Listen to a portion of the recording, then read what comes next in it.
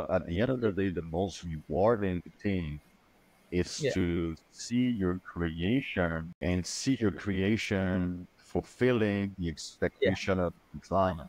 I meet with the client and I meet the terms of my contracts, Yeah. and these are the success that we achieve. When my client has a smile in his face, it's to be autonomous, it's to be free Yeah. of directing your own life, right? So this is why I work with artists Yeah. to be in control with my freedom, control with my life, and this is the most important part of my life is to be free to of self determination.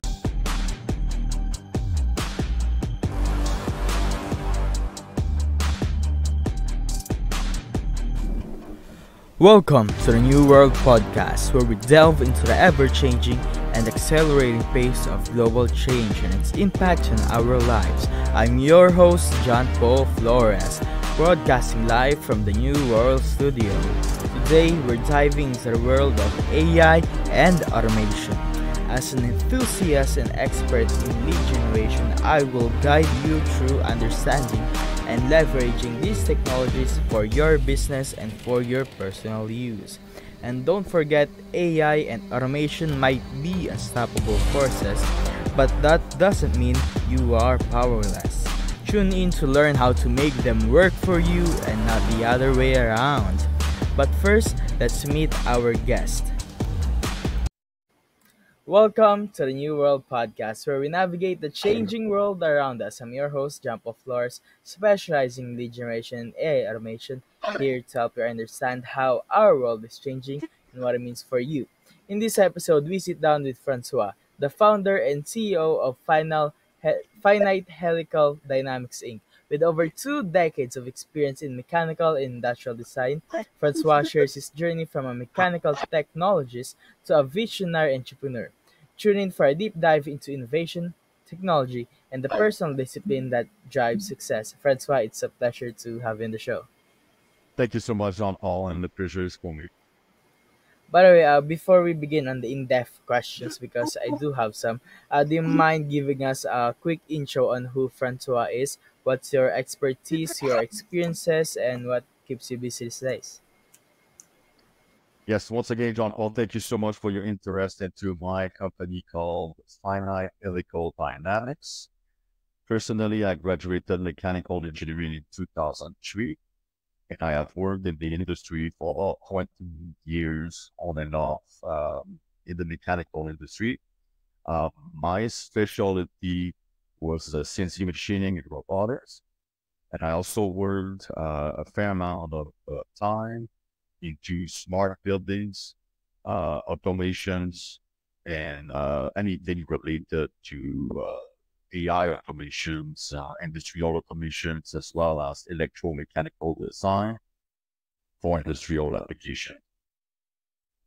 It says on your LinkedIn that you're also interested in astrophysics and also is a black belt in martial arts. Sounds interesting. Yes, well, thank you so much. Definitely, stars have always appealed to me, especially their secrets. When I was very young, I used to gaze towards the stars, and as of today, I'm still 43, and I watch the star quite regularly. I find they hold many secrets we haven't discovered yet, and my interest and my curiosity towards the universe is just impossible to feel. In terms of my black belt, I have started to be a professional athlete when I was about 40 years old. I was dreaming of being a professional hockey player in the NHL. Unfortunately, I was not strong enough or good enough to be an NHL player. This is why when I was in college and university, I enrolled into martial arts, and I ended up getting a black belt in Muay Thai kickboxing at around 21 years old. And it basically led in my life as a healthy discipline for over 22 years. Very disciplined person. I do not drink any alcohol. I wake up with the sun and I go to bed pretty late. I usually would double shift just to go my company. And I'm extremely fit. I'm extremely healthy. And this is why I'm the founder of this company here, because of my outstanding amount of energy. I don't think people understand enough how important it is to actually join something that would inspire you to actually become a better man, become fit, maybe joining a gym and or joining a martial arts club just because of the fact that you have to be disciplined to actually improve. It's so true, John, but I've been on a personal development journey for more than Yeah, 25 years. In fact, I don't like to talk about personal details, but my mom had cancer. She was very yeah, sick when I was a teenage, and I was already taking care of the errands, the yeah. household, and this is why I became a martial art artist to be able to Yeah. defend myself, but also to build my life around a core that will carry me my entire life. Yeah. Personally, why did you end up in your industry? Not just the I decided to go into college and go in this industry. Why did you choose it? It's such a good question. In fact, if you look at mechanical engineering, Yeah, it's a very wide discipline. It's very hard to find your niche. But at a time when my mom had cancer, I was in high school. I was looking for a skill set that would just open up as many doors as I could, especially within the personal development side of myself. And I had some natural inclination towards mechanical engineering because uh, I've always liked to repair and build things such as machines. I've always been repairing my father's house, including the HVAC system, the plumbing systems. And then when I finally met with the carrier counselor, we did all of these tests, and my mechanical aptitude was just way up the roof. Um, I decided to just base my life around the existing skill set I have, and this is why I am successful today because I'm working on two projects where I can excel and exceed expectation. in your opinion, what part of mechanical engineering do you enjoy the most? In fact, it's a very hard business, and thank you for asking this question, John Paul. In mechanical engineering, you can be a generalist, or you can be a specialist. Um, the misconception of an average person believe that mechanical engineering, or the majority of people working in mechanical engineering, are generalists, which means that they're not specialists. They don't really know anything. But I think it's a huge misconception because mechanical engineering is a very difficult discipline. And then just to be able to graduate mechanical engineering has some fair challenges. And when it comes to the discipline I like the most about the mechanical engineering is industrial automation. And moving forward, we'll talk about this more in details. But in terms of mechanical automation, what I like the most is to use the software as well as the associated hardware. Um, in order to just resolve any type of industrial problem, such as give you a best example, a pet food plant or a food plant, or just an automotive industry plant or something like this, something that would require a lot of automation and a lot of effectiveness and a lot of quality control, also incapable or impossible to be conducted by human beings, whether it's because of the requirements in terms of speed or simply because the eyes or the hands of an actual person is not capable to control the quality of the products we're trying to market for the commercial industry. You've been in the industry for more than 2 decades. What made you decide to actually found a company? Because as everyone knows, it's not easy to start a company. Why do it? It's very hard, John Paul. In fact, it's much harder than an average person believe. So a couple of things just to get that into my background. In 2005, I moved from Quebec City to Vancouver. I did not speak much of English at the time. My first language is French, but I had a degree and I wanted to challenge myself to learn, English as well as, better specialty. So I moved to Vancouver and for the greater portion between 2005 and 2016, I was working on jobs I didn't like, whether I was a project manager, just a CAD designer, or just a product designer. I found the job description was too narrow, not challenging enough, and also not rewarding enough. And yeah, so I worked for the main portion of my career as an employee in the building industry, mainly designing industrial system for hospital or industrial application of all time. And then in 2016, the reason why finally launched my company is because my services were in high demand. My former boss literally died. It left the large open the job market for experts just as myself. And then I decided in 2016 it was time to abandon my sole proprietor because I was already self-employed between 2010 and 2016. But I decided to become fully incorporated in June 2016, and then I incorporated on the 8th of July 2016, just to allow me to, first of all, to be recognized as a legitimate entity, also to be able to participate with the Chamber of Commerce, be able to participate to government projects, as well as my own personal creation. And we'll talk about this at some point. But I wanted to ask, why name it Finite Helical? It's such a good question. In fact, if you work in the industry, Yeah, mechanical engineering industry, and yeah, you just put your name out there and you just start a company, yeah, you'll get phone call 24/7. Some people will call you at 3 a.m. and they'll say, "Hey, my lawnmower needs repairs. I have a leak in my building," and that type of thing. So personally, I wasn't so found into creating a company that would be called, for instance, Frank's Plumbing or Frank's Construction or Frank's Manufacturing, any of this.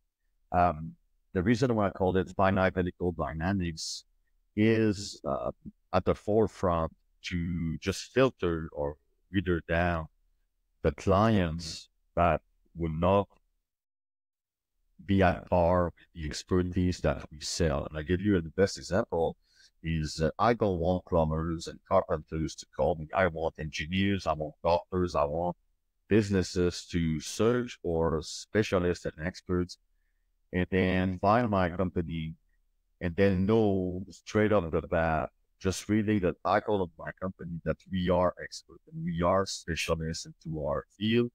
And we don't really, I'm not turning clients down, but we're not trying to cater to an average public uh, customer. We're trying to deal with experts, Chamber of Commerce, or for instance, the, the Canadian Research Council, or thing, and or people or professional who would understand that they're dealing with experts straight off the bat. And then that's one thing. It was simply to filter the bad clients, and it worked. Trust me, we don't get the overnight phone call anymore. When people call us, they're very serious into their inquiries. I talk with a lot of PhDs, bankers, investors, and so forth.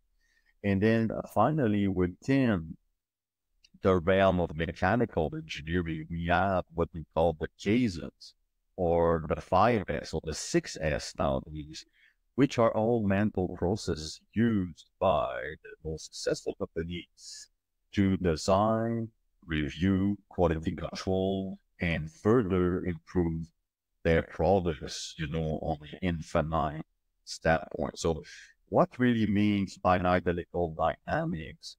It means it's the beginning and the end of all things. And yes, it is also the beginning like life and the end like death. And it also applies to a problem such as its creation, its inception, and also its retirement, which means that the product is now obsolete. And, it's really hard to comprehend my intent when I launched my company and to simply put myself into a very difficult niche. But this was my motivation. My motivation was to no longer be challenged with these lower tier industrial challenges, but strictly go after the most challenging technical projects out there. By the way, since you said you only learned English a few years ago, I just wanted to say you speak English very well. Thank you so much. And it's definitely very important skill, very important skill set. To me, when I realized in my career when I was still in Tibet that I didn't speak English, Yeah, I knew it was going to be a very difficult frontier or barrier to overcome if I stayed in Quebec. yeah, And so this is why I moved in British Columbia. I immersed myself in English and yeah, I forced myself to think in English and to learn the Anglophone culture, uh, just to get better. Because it's an opinion of mine that the more languages you speak, yeah, the more skill set you have, yeah. right? You're capable to be conducting much more complicated challenges, and you can do it in many languages as well. Yeah. By the way, what do you do in Finite, Helical, and what type of clients do you typically help? Thank you so much. So it kind of connect with your previous question. So in 2016, I was really tired of having a job description that was strictly like within the cubicle. I didn't like to go work from 9 to 6 or that type of office work. So as the founder and director of the company, I really get involved in all aspects of the company. I work on the company, I work in the company, I get to do some of the technical work, I get to do the quality control, I do all of the marketing as well as the project close out. So I'm really involved on all aspects of the projects from A to Z. But as the founder, I usually deal with the client first, and then I deal with the contract documents, which I usually write myself. And then we do all of the progress payments management. We do the management of the project. Sometimes I get involved with the design, but less and less. I'm trying to not be involved with the design Yeah, anymore. I like to leave it to my designer. But I'm really involved on all stages of the projects. We're a small company. We're lean and mean. yeah, I'm the only full-time employee. Every people who work with me are always contractors, so they're being yeah, hired under a contract on a fixed term, and they deliver. And this business model worked really well for me so far because we're lean and mean. We provide the client with everything they want, everything they need, yeah, and none of what they don't. So that's a yeah, pretty big thing because if they deal with a larger company, uh, some company are trying to sell them service afterward, and they're selling them plenty of fuss around their yeah, services and that type of thing. But in my company, we're a client-centric company. We only provide the client what yeah, they exclusively ask and what they exclusively need. If they want A to D, we will make them a contract that will provide them A to D. If they want A to Z, we will also be very happy to conduct the design and the manufacturing as well as the yeah, quality control. But every single time I interact with the client, yeah, it's always a view. And I don't like the term custom, but it is that each and every or project yeah, are cut to size and according to the client's requirements. So everything we do is custom, per se. yeah, Um, when we deal with the client. But as for our own products, this will yeah, talk about this, I guess, in a couple of minutes. As for our own products now, I'm yeah, much involved as a designer. In yeah, fact, um, my new line of products are entirely designed by myself, yeah. and this is why it's got time to bring to fruition. On your experience as an entrepreneur, because you have been for a very long time, what do you think is the most rewarding experience that you get to do because you're an entrepreneur? Did you say the worst experience? The most rewarding. Um, in fact, I find to be a small business owner highly rewarding and highly challenging Yeah, position. Here in Canada, the marketplace is very difficult yeah, to break. yeah, It takes a gigantic amount of effort to sign any client. yeah, Normally, our average time between a lead to a conversion to a sale is about 9 months. So ooh, you can imagine myself as a business owner. I get a phone call, just say today, this morning, I'll probably sign the contract with my new client somewhere, at the end of the second quarter, 2025. So these things takes a lot of time. It yeah, takes a lot of talking back and yeah, forth. Most of the time we sign NDAs. So not yeah, that this software agreement, because our clients are not willing to disclose anything to the public. And and then in terms of reward, just to get back to you, yeah, uh, I come from a background of very poor people. So my mother had cancer, she had no money. So none of what I do is for money. Of course, I'm a small business owner. I work for money. I exchange my time with my clients for money. But at the end of the day, the most rewarding thing is yeah, to see your creation and see your creation fulfilling the yeah, expectation of the client. yeah, So as a small business owner, I'm not trying to offer any bonus or added value. I meet with the client and I meet the terms of my contracts. yeah, And these are the success that we achieve. When my client has a smile on his face for us, it's like mission accomplished. But the actual real reward of being a small business owner, John Paul, it's a bit like you. It's to be autonomous, it's to be free yeah, of directing your own life, right? So when I get a success at work in my company, I'm able yeah, to replicate it in my personal life.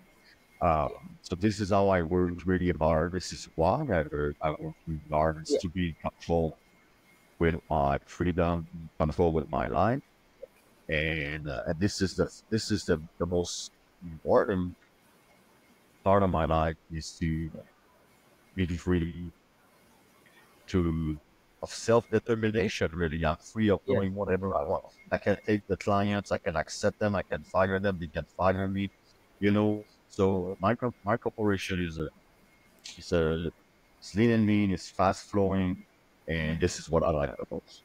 Yeah. What sets Finite Helical apart from other companies in your field? Yes. So in fact, this is a very good question, John Paul, and I really appreciate that you found me. And I wish we can talk about this. I hope we will talk about this Yeah. further. Um, the majority of the engineering and construction Yeah. company or manufacturing company or electromechanical, they Yeah. find their niche and they find their niche within the industry. So they're not trying to innovate. They're not trying to create a new niche. What they do, they just want to answer to the technical challenge that's existing out there. So they contact existing companies and they try to do business within their existing or like comforting discipline. Myself, I go the other way around. What I like to do is to think outside the box. I like to overlook the old ways. and embrace the new ways. We'll talk about this furthermore. The majority of engineering companies are very strict into their process. They expect their clients to comply with their internal policies, and they also expect uh, the contractors, or I would say the community, to comply with their way of thinking. And this, you can see this in Vancouver, British Columbia very well. It's called conventional thinking. And conventional thinking does not allow you to tackle the most challenging innovation challenges. So when I look at it, for instance, comparing myself to an engineering office, um, anybody can call me, anybody can hire me. I am not a professional engineer myself because I deal with the business portion of my company. Um, when we require an engineer, we hire an independent engineer to come and independently review and approve our design. So this allowed us to keep our insurance costs very, very low. In fact, I do not have a professional liability according to the Canadian laws. That's a pretty big thing. As a result of it, because I don't keep engineers on staff full time, I have an overhead cost that's significantly lower than the average competitors are. And it allows me to do smaller jobs at a higher pace than my competitors. So many times I was hired by private homeowners or private inventors, and we had completed our work before my competitors even reviewed the preliminary documents. We're very quick. We're very quick at turning. We're very quick at answering to our clients. When clients oriented, we want our client to know that we will unroll the red carpet for them day and night. And most of the time, this is why we get hired. But we also are facing, the fact that we're a boutique shop. That means we don't have all of the resources that other larger offices have. So we simply cannot be taking on the larger project. But this is only for right now. But I feel very confident that in a close future, within a 2 to 3 years, we'll be able to conduct extremely large engineering projects. Are you planning on in the future hiring more people and, as you said, take on more projects that are bigger? Yes, and thank you so much, John Paul. I really appreciate that you contacted me because we are in the process of scaling up my company. Yeah, I would like to, so I incorporated in 2016. I would like by 2026 to take a step back out of my company and strictly be the CEO of the founder, which would yeah, mean that I will not oversee the daily operation. I would not yeah, be involved into the project itself. I would strictly work on two users inside. So right now we accept all type of resume. We're looking for engineers.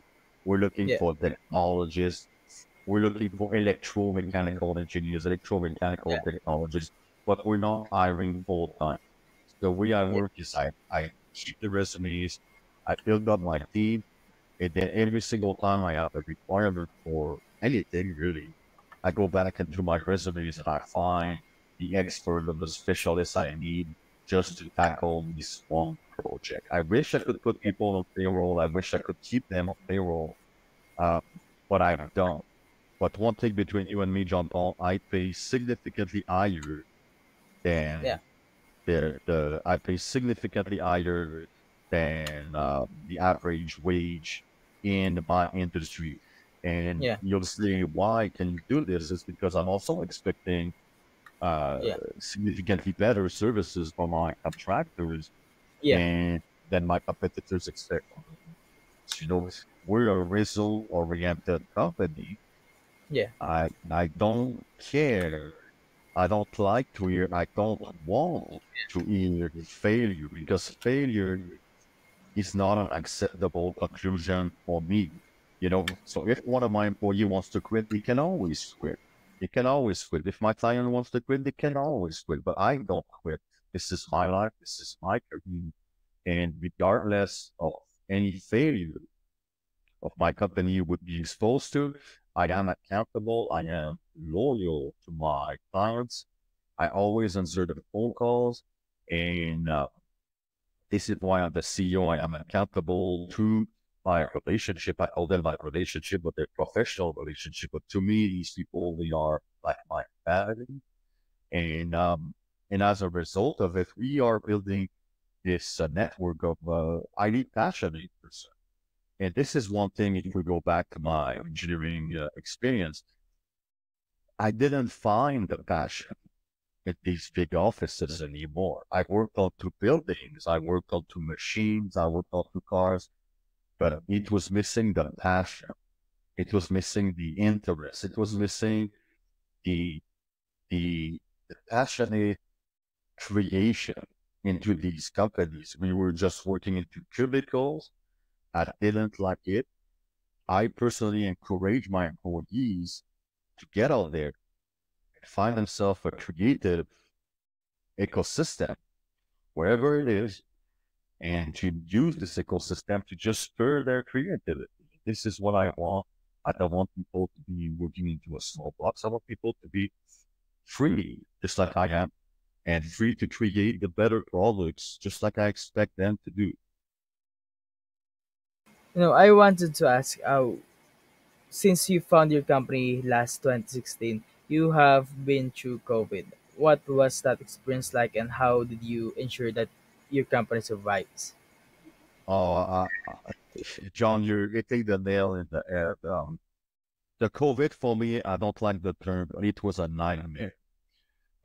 As the business owner, uh, I'm sure even yourself, when COVID hit, everybody was asking for money for the first months because everybody was living with a lot of uncertainty. And people were calling me crying and saying, I'll lose my mortgage and I'll lose my house, I'll lose my family, my car, everything. Do you have to work for? Uh, so this aspect of the COVID has really affected my emotion.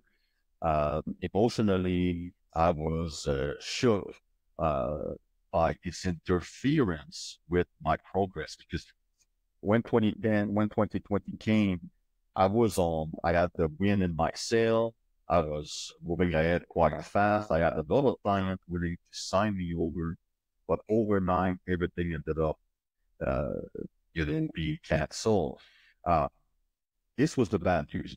On the good news standpoint, because my company was already fully digitalized and we do lean and mean digital business, that means that when people were locked down, they were kind of obligated to go online and search for the better, cheaper solution. So in fact, during the pandemic, my business received a fair amount of growth between 2020 and 2022.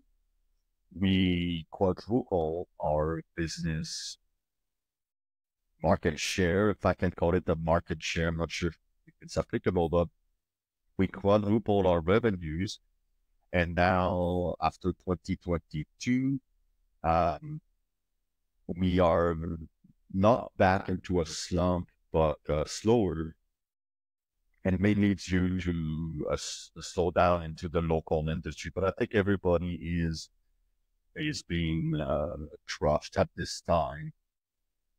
Everybody was spending tons of money during the pandemic, and now everybody is out of money. It's just nature, such human nature. But thanks for the question, John Paul. In fact, I felt very isolated. Yeah. I'm not a depressed person. I was training on a single daily basis, but I stayed in my home for 11 months without exiting, and it was soul crushing. Yeah. Yeah, it was soul crushing. If you're asking me on a personal standpoint, it was strictly like a demolition event. But um, thankfully, my company and my network are not uh, easily. You can't scare us. You can't deter us from conducting business. So when our discipline kind of went down, or just our residential construction industry stopped Yeah, calling us, well, we just went into another niche. And this yeah, is why, since 2022, I've mainly dedicated myself to work into AI and to yeah. AI for industrial automation, which I feel is the sector that will be the most productive and the most lucrative in mechanical engineering for the next couple of decades. The mechanical and industrial design industry is always evolving because Yes. technology is always evolving, so this industry should follow suit. What are some key trends? What are the main changes that you see happen in the past decades that genuinely shifted the whole industry? Yes, thank you so much. Well, in fact, when I started to work about 25 years ago, we still did the design and drafted on an actual piece of paper. And then, as I was studying in school, the CAD system became much better and much better to use, and also much more profitable. I give you the best example at the time. When I was in school, the parametric models were starting to come at the forefront of mechanical industry. Parametric models are not AI; they're basically human created, but parametric models were at the phase of just a mindset of be able to automate a design using computing system. So for me, the biggest change was the CAD system, and then the CAD system to be capable to, I would say, understand or process the parametric design. And now even better, these CAD systems are becoming capable of utilizing or using machine learning as well as highly intricate algorithm. And this is where I feel my company will be uh, will be very successful. It's to answer technical challenges for small businesses who do not have the resources to hire full-time engineers, technologists, that type of thing, but do have highly flexible uh, work requirements, such as a food What? plan. Oh yeah, Excuse me, I lost my word there. Such as a food plan, which requires, productivity, efficiency, industrial yeah, automation, quality control, and then to deliver a finished product to the human being, which cannot be poisoned by these products. yeah. What industries do you hope to get a lot of market share of in the future? It's such a good question. Also, remember, as a founder of my company, my job is to research these sectors and to establish what would be the best course of action. So, in the past, I was answering the call. Obviously, I was always answering the questions or the challenges that were presented to me from a third party. Now, what I'm trying to do here is to kind of leave the commercial sector behind, or at least the public commercial sector behind, and to work towards selling my own products to the governments. And the reason being is because governments, of course, pay their bills, but also have significantly bigger or larger challenges in terms of technical requirements. And also, when you do work with the government, they also allow you to duplicate your products and also go and work for the commercial industry. So in the future, I'd like each of my products to be both in the commercial and the government industry. And and then I'm not trying to be a fearmonger, but I would like to build myself a niche into the industry, which I call the defense industry. But let it be clear here, John Paul, I do not sell ammunition. I do not design guns. I do not design tanks. None of that. Uh, I'm a software and a hardware designer. But as you know now, vehicles such as a tank also use all of these little relays and these little parts within their software, within their structures to be able to function. The best example is just a blinking light on the car. You know, there is a relay within it. It is designed. So what I'd like to do is to sell to the government my new line of products, which have been designed after the 9/11 in order to protect the public as well as our countries against any type of threats, which could be an analog threat or a digital threat. And then you'll say, the sensor is too wide. Tell me what type of product you sell. I'll give you an example. On the digital standpoint, I have created what I call a digital aperture system. I don't want to elaborate too much, but this digital aperture system is capable to locate individuals that either the law enforcement, army, or anybody at the government would try to locate. People who are hiding themselves using any means necessary, and people that have been evading, the law using highly advanced technical means. And by that, I can give you an example. Here in Vancouver, British Columbia, we are inundated with Asian people. First of all, I love Asian people that really don't bother. But you can always say within these millions of Asian people, there may be one spy. It's just an example. And this one spy's job is to steal the Canadian secret just to return to China or other country, just to be able to give it away to their industry so that they can compete with us. According to the Canadian laws and US laws, you're not allowed to stop people physically. You're not allowed to stop them from accessing workplace, that type of thing. But my digital aperture use profiles that were created by the law enforcement themselves. DOD, DIA could be using these types of products. And then using these profiles, they would go out there and they would create lists of these individuals that fits the profile. But then you'll say, look, this is an infringement against the Constitution. And I would say to this that I disagree, because my digital aperture actually is not biased. And I would say why isn't it biased? I would say because it relies exclusively on data.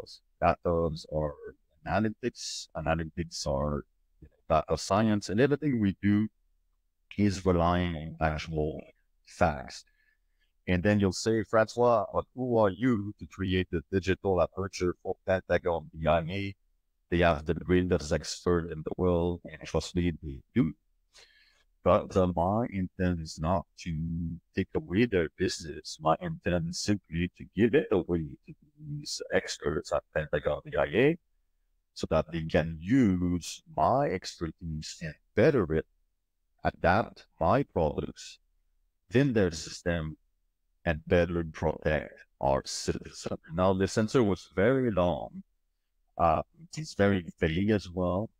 And I'm trying not to give too many details about my digital aperture, but in fact, it works. And I'll tell you the best example of how it works is prior to the arrest of Meng Wanzhou, who's the daughter of the Y-Wing, so the 5G system. These Y-Wing chips were embedded with these spywares and these locating wares. When I realized that 5G Y-Wing was trying to literally use their technology to the public to strictly steal all of these data and be able to profile the public and then afterward go and steal them. For me, that was a big no-go. So then when I realized the embedded software, I started punching onto my Python. I thought there's probably a way to break their encryption. There's probably a way to locate these actual people who are working against our countries within quietly. And now let it be clear, I do not deserve that much credit for the arrest of Meng Wanzhou, but when the Pentagon DIA ended up charging her, okay, the week prior to it, my digital aperture had located her. They had identified her as a mole, as a spy, and myself, the CEO of the company, I took my car and I located the IP address. And the week prior to the arrest of Meng Wanzhou, I personally saw her with my eye.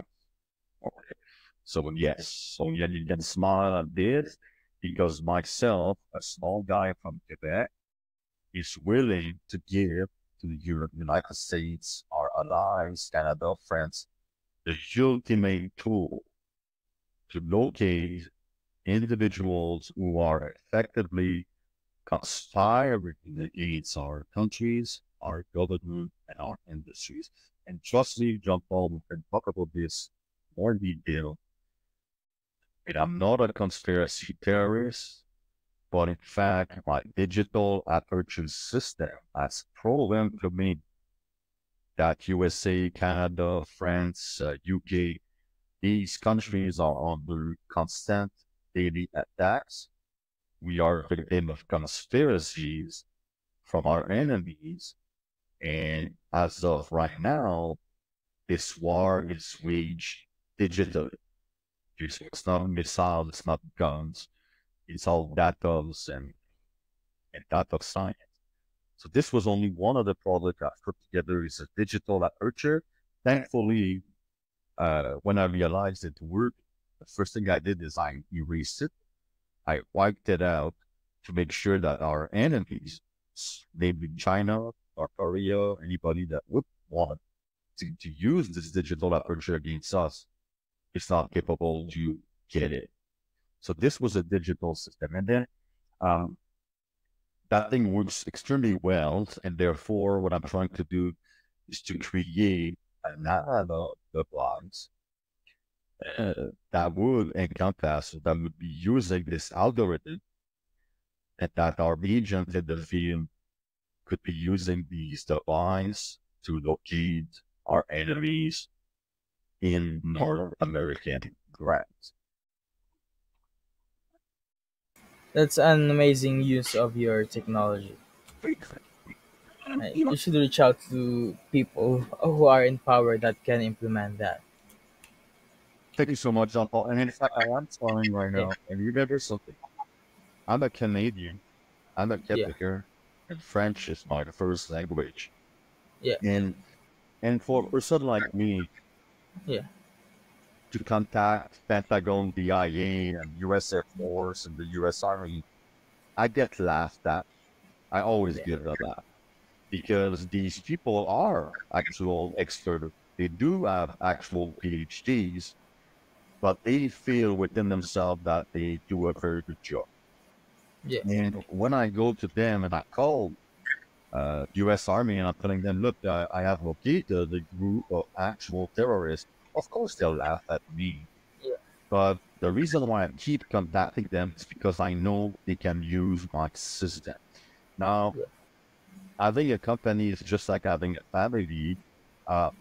You need to be able to kind of go over your own personal yeah, bias, and many times you get yeah, humiliated, or I don't personally feel humiliated, but a lot of people out there are trying to humiliate me just to deter me from putting my product to fruition. But what I told the people at CSIS, which stands for the Canadian Secret Intelligence Services, what I told the Pentagon DIA is that yeah, I've not created these technology solution to enrich myself. I've created these technology solutions to allow our citizens to yeah, actually be allowed to be all they can be. Because what I realize is that we're facing such a large competition with the foreign companies right now that many small companies are not capable to compete. And many yeah, times, small companies were just stolen their intellectual property, and this intellectual property was shipped overseas, yeah, and then the local industry here is going bankrupt. So it's creating yeah, a very large amount of problem for our yeah, communities. So I've been a pretty yeah, a tough advocate towards our government to repatriate our industries into North America. Now, yeah, we're facing a lot of challenges, especially for the environment, because the challenges are that in mechanical engineering, there's a byproduct. There's a yeah, byproduct when creating an electronic products, and therefore the byproducts pollutes our pristine ecosystem. But to be honest with you, I disagree with the mindset. I think that the new electromechanical design can create and manufacture with yeah, effective results yeah. within the environmental guideline that the government has created here in North America. A lot of companies and industry have been talking about AI non-stop. Uh, what personally use do you actually have of AI? Do you use it on a daily basis? In fact, remember something, John Paul. Yeah, Before we call it AI, it needs to be yeah, called automation. yeah, Because at this point, I can tell you I only have about 8 minutes left of my video room here, and I really hope we can talk about this yeah, furthermore in the future. But right now, we do automation, and we do yeah, automation that intertwine with existing technologies, and yeah, we're limited by our computing powers, and yeah, therefore, I'm not capable of all my products AIs yeah, because they're mainly an algorithm that's yeah, being operated by a human being. So I'll yeah, call it AI when it's fully autonomous. I'll call it AI when it wakes up in the morning and does my job for me. But as of yeah, right now, it doesn't. yeah, So we do industrial automation. We use all of the tools available out there. Machine learning. I'm trying to become an expert into deep learning, which yeah, we're not all with this at this point. yeah, And we have created a, a fair amount of algorithm which could be qualified as AI, but they were yeah, always operating softwares. yeah. And right now we don't have an AI solution for manufacturing, but we'd like to have that uh, readily available for sale within 2 to 3 years. That's fantastic. And since we're nearing the end of the podcast, since you also have to go and you're running out of time, uh, what advice on life can you give? Just a quick advice on life. Hey John, I want to say thank you. First of all, thank you so much for Yeah, finding me. I hope we can do another podcast, and I hope you yeah, will keep me in mind for the future. Uh, the best advice I can give to the people is follow your dreams and take yeah, writing. The majority of yeah, people out there, they are reluctant to embrace their skill set. They're reluctant to embrace their freedom. yeah, So I'll tell everybody out there, if you have a job right now yeah, and you can do your job, you're very rich. The majority of people will see themselves as very poor because they're an yeah, employee, but they're very rich. So yeah, keep your job, work hard at your job, yeah, and then make yourself a list of your dreams with yeah, priorities up front. And yeah, if you're really willing to start a company, keep your job, keep yeah, working hard, don't tell anybody, but work on your dream every single day. Don't let people deter you from yeah, accessing the resources out there Don't let the haters alter your perception of your success. And don't let anybody tell you what to do.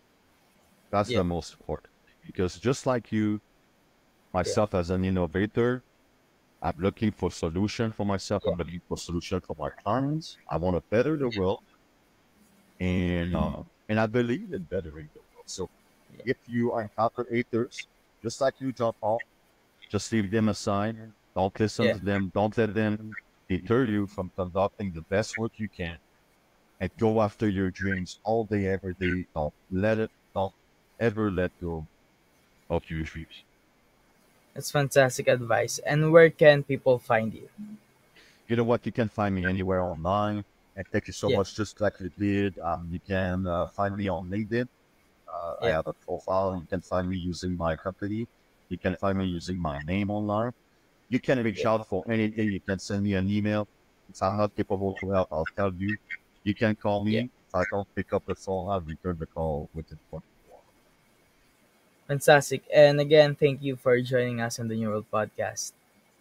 Hey, John, it's been my pleasure, and I really hope we'll have more time next time. But if you do need anything, please Yeah. by all means reach out. And within a couple of months from now, maybe we can make a demonstration of one Yeah. of my digital products. And I would love to talk to you again. Fantastic. That's all for today's episode of the New World Podcast. We have explored some fascinating topics with our amazing guests, shedding light on the upcoming new world. If you enjoyed today's episode and today's discussion and want to stay updated on the future episodes, don't forget to hit that subscribe button to the podcast. And if you found value on what we have discussed, please consider leaving us a review on your favorite podcast platform. Remember, if you have any questions or topics you'd like us to cover, or if you are interested in being a guest in the future, please feel free to reach out to me via LinkedIn or email me at john.paul@aicinix.com and add New World Podcast, all capital, in the subject line so I can see it. I always love hearing from our listeners. And don't forget to check out our amazing guests. You can find more information about them by the contact details we provided earlier. Again, thank you for tuning in on the New World Podcast. I know your time is very important, and I try to always make the next episode better than the last. Until next time, keep learning, keep growing, keep innovating. This is John Paul Flores signing off from the New World Podcast.